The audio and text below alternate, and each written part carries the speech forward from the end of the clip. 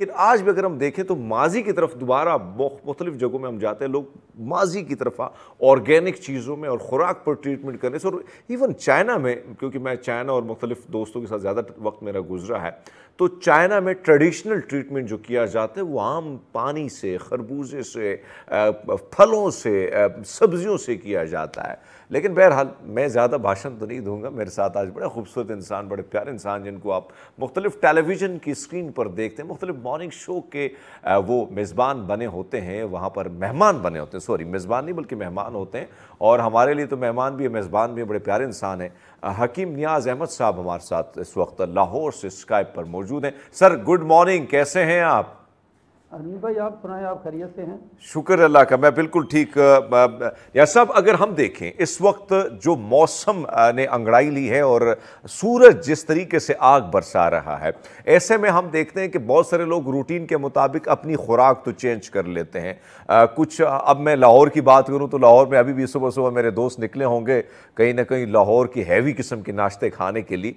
लेकिन मौसम की रुत बदलती है तो कितना ज़रूरी है कि अपनी खुराक, अपना जो हमारी जो रूटीन है उसमें कितना बदलाव लाना लाजमी है।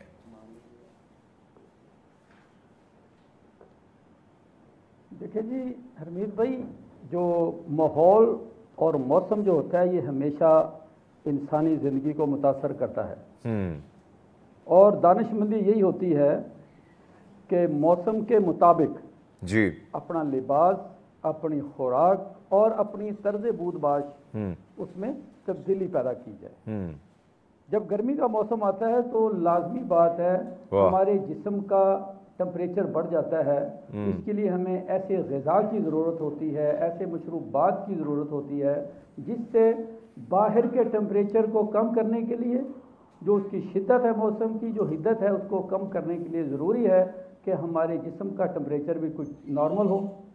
तो इस हवाले से माहिरीन तिब जो यही कहते हैं जी कि मशरूबात जो हैं, जिसे हम लिक्विड्स कहते हैं, पानी जो है इसका ज़्यादा से ज़्यादा इस्तेमाल किया जाना चाहिए। अच्छा, एक यहाँ पे वजाहत कर दूँ मैं, जिस तरह के हमारे यहाँ आम तौर पे एक मारूफ है कि जी तुखम बलंगू का लोग ज़्यादा इस्तेमाल करते हैं, लेकिन ये मैं वजाहत करता जाऊँ कि तुखम बलंगू ठंडा नहीं है। अच्छा, ये ठंडा नहीं है? होता है। अच्छा, ये इसका मिजाज सर्द नहीं है, इसका मिजाज गर्म है, क्योंकि हमारा मुआशरा भेड़ चाल है। यहाँ हम लाई लग लोग हैं, जिससे जो बात सुनी उसको पकड़ के चल पड़े। इस मौसम में अगर आप चाहते हैं कि आपके जिस्म का टेम्परेचर लेवल कम हो, आपके पसीने की शिद्दत में कमी आए, आपकी तबीयत में जो घबराहट है, जो उकसाहट है, इससे आपको निजात मिले, तो जस्ट आप इसबगोल का छिलका जो होता है, अच्छा, और देसी शक्कर का शरबत, उसमें इसबगोल का छिलका मिला के ये शरबत आप पिएंगे तो आपके जो पसीने आने की कैफियत है उसमें भी बेहतरी आ जाएगी। आपको जो घबराहट हो रही है, जो तलखी लगी हुई है, इन सारी चीज़ों में कमी आ जाएगी। इसके अलावा आजकल आपको पता है आलू बुखारे का मौसम है।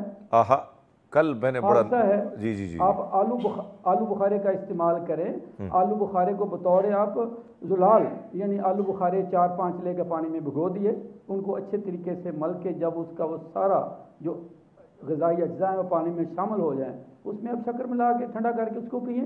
इसी तरह फालसा है, आप उसका शरबत इस्तेमाल करें। इस तरह जामुन जो है इस मौसम की खुदा की बहुत बड़ी नेमत है हर हवाले से। अच्छा, तो ये वो चीज़ें हैं। या सब एक और चीज़ अब मैं चाहता हूं कि थोड़ा सा इसको भी आप वाज़ेह करें, क्योंकि आपने बड़ी खूबसूरत बात की कि हम इसबगोल के साथ साथ आपने तुहमे मलंगा की बात की और फिर मुझे भी क्लियर कर दिया, क्योंकि मैं उसका इस्तेमाल बहुत ज़्यादा करता हूं। अब आपसे जानना चाहेंगे कि जो आपने बात की कि जो यहाँ पे शरबत का आपने जिक्र किया, ख़ासकर हम जो देखते हैं कि इमली का शरबत हो गया, दीगर जिस अभी अभी आपने नाम लिया, मैं आपसे जानना चाहता हूं कि कहीं ना कहीं ये मिथ है कि इसका इस्तेमाल करके, जो आप कह रहे हैं कि बड़ी ठंडक राहत पहुंचाता है, तो इसका इस्तेमाल करके कुछ लोग कहते हैं कि जो मैदे के बीमार लोग हैं उनके लिए नुकसानदेह साबित हो सकता है। और इसके साथ साथ ये भी ऐड कीजिएगा कि लेमन का इस्तेमाल जो है मैदे के मरीज के लिए, क्या वो ठीक है, दुरुस्त है, नहीं है, कितना इस्तेमाल हो, ये दो चीज़ों को थोड़ा सा क्लियर कीजिएगा।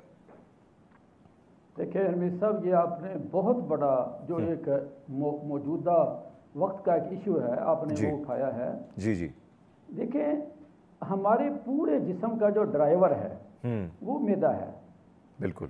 जब तक हमारा मैदा ठीक नहीं होगा, हमारी खाए जाने वाली ग़िज़ा जो है वो पूरी तरह हज़म नहीं होगी, तो कोई चीज़ भी हमारे जिस्म का हिस्सा नहीं बनेगी। हम कुछ मर्जी खाते पीते रहें। लिहाजा सबसे पहली और ज़रूरी बात यह है कि हमारा मेटाबॉलिज्म जो है वो एक्टिव हो।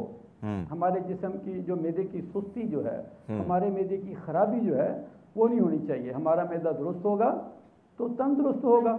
लिहाजा सबसे पहले तो ये है कि हमने अपने मैदे के दुरुस्ती का जो है उस पर हमने काम करना है। जब मैदा दुरुस्त होगा हम कुछ भी खाएं पिएंगे, ठीक है, उसके जितने भी एलिमेंट्स है वो हमारे जिस्म में यूटिलाइज होंगे, तो लामहला उसका हमें फ़ायदा होगा, वो हम कुछ खाएं या हम पिएं। दूसरी बात आपने की लेमन की। जी जी। बेसिकली लेमन जो है ये एसिड्स है। अच्छा। तेजाब है। ऐसे लोग जिनको ऑलरेडी तेजाबियत का मसला होता है, अच्छा, जिनके स्टमक में एक इशू होता है ना लेयर्स का, जिनके तौफन होता है, आपने देखोगे अक्सर लोगों के मुंह से हमक आती है वो जब बात कर रहे होते हैं। जी जी जी जी। तो उनके स्टमक के अंदर कुछ ऐसे ग़िज़ाई अज्जा जिनको खारिज हो जाना चाहिए, ऐसे फासद मादे जिनको जिस्म से निकल जाना चाहिए था, वो कहीं ना कहीं मैदे की लेयर्स में रुक गए हैं। अच्छा। ऐसे लोग जो है अगर ये लेमन का ज़्यादा इस्तेमाल करेंगे तो उनको एसिडिटी का खदशा रहेगा, उनको तबखीर हो जाएगी, उनको बदहज़मी का इशू रहेगा।